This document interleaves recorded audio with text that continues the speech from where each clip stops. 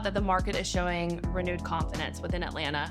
What can you say for mid-year 2025 the Atlanta office market is doing, and why is there renewed confidence? I think what's happening is all companies have decided it's not a want, it's a need to be back in the office. And so everybody has really made a push to get back into the office, consolidate other offices, and have really people in the office, so that is starting to show in the absorption numbers. Yeah. So speaking of absorption, for the past year, 2, 3 years, we've seen really large negative absorption numbers. I'm talking millions of square feet negative every quarter. This quarter, we're actually ending at negative 200,000, which is a lot better than quarters past. What can you say to that? Why don't you think it's as big of a number as quarters past? Well, I think what you're seeing based on some of the larger leases that have been signed here recently is the companies have made the decision, and oftentimes with corporate entities, it takes a while to make those decisions. But once they're made, those are firm decisions, and they're willing to make larger commitments than they have in years past. And with vacancy, so vacancy is at 24.9%. It's actually unchanged from last quarter.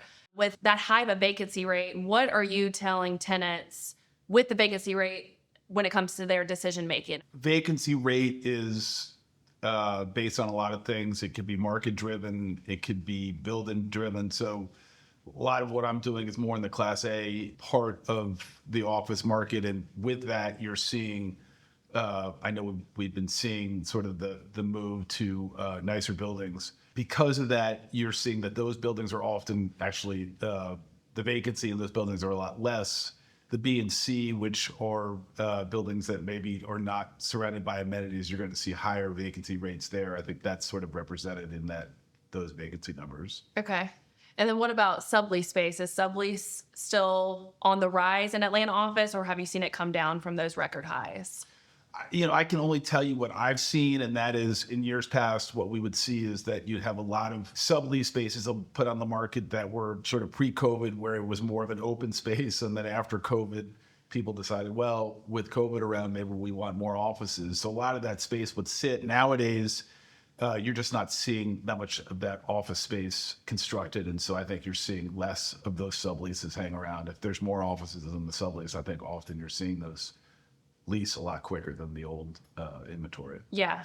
And speaking of construction, right now, at the end of the quarter, we're at 580,000, and that's actually really only 2 buildings. 5 Ballpark Center that the Braves is developing, and then 1072 West Peachtree. Do you think developers are still being cautious to build spec inventory in this market? Not only are they being cautious, I think banks are making them be cautious. What we saw back in 2008 when all the developers were handcuffed by banks not lending, so they really couldn't develop, is that what you're going to see is because there's no new development, vacancy rates will really go down, and then that will drive new development, but that's still probably a couple years away. And what do you foresee as the end of 2025, second half of the year outlook for Atlanta's office market, and even maybe going into next year? I mean, I think it's very good. I mean, luckily we're in a market in Atlanta that's a growing market, has continued to attract large companies to Atlanta. So that's always positive for employment. I think moving forward, you're going to see as some of these larger blocks are leased, that puts more pressure on the smaller spaces, and you just see more leasing momentum at that point. I think the takeaway from this is really assuming we're dealing more in sort of Class A office buildings, that the vacancies are actually going down. There's a lot of things for that, but I think mostly it's landlords are understanding the market. They are meeting the tenants where they are, and that's been very positive for the Atlanta market, will continue to be so through the end of 2025.